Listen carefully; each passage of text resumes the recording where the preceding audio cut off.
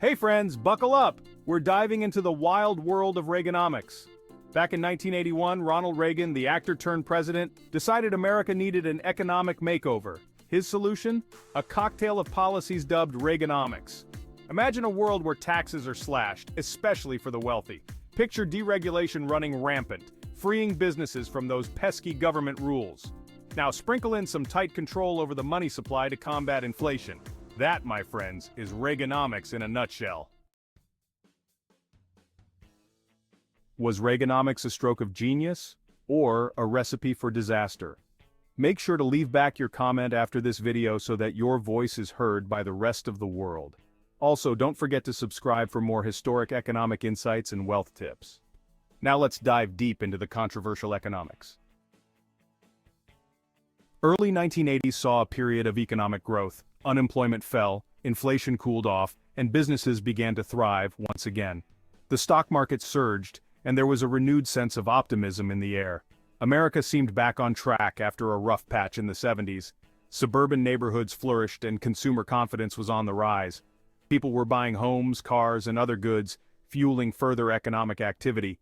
Was this the morning in America that Reagan promised? His administration touted the economic upturn as a direct result of their policies. Well, not so fast. Beneath the surface, not everything was as rosy as it seemed.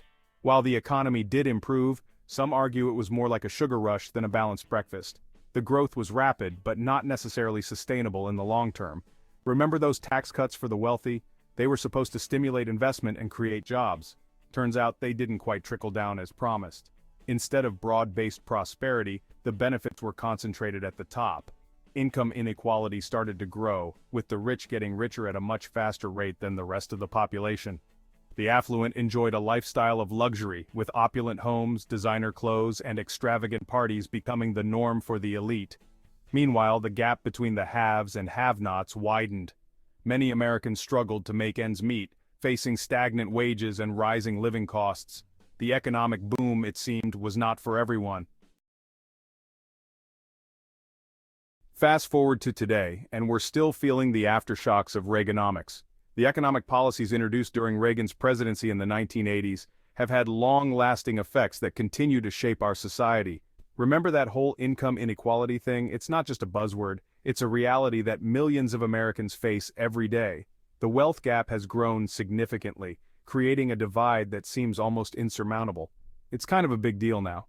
The gap between the rich and poor in America is wider than ever, and many point to Reagan's policies as a major culprit. Tax cuts for the wealthy and corporations, coupled with reduced social spending, have exacerbated this divide.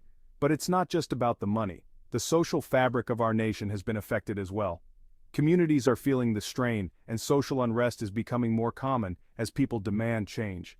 Deregulation, a cornerstone of Reaganomics, led to weaker environmental protections and financial regulations. This has had far-reaching consequences not just for our economy but for our planet as well.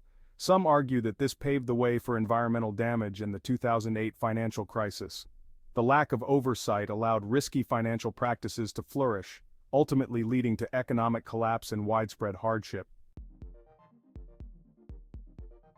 Trickle-down or drought, the debate rages on. So, was Reaganomics a success or a failure? That, my friends, is a question that will spark more arguments than a Thanksgiving dinner with your extended family. Supporters argue that it unleashed economic growth and restored American confidence.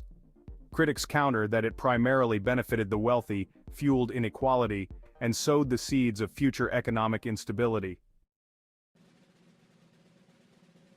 A nation divided: Reaganomics and the American dream.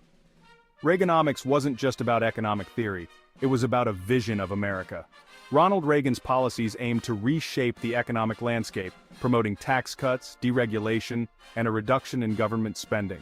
This vision was rooted in the belief that a free market economy would lead to prosperity for all. It tapped into a deep-seated belief in individual responsibility, limited government, and the power of the free market. Small businesses were seen as the backbone of the economy, and Wall Street thrived under these new policies.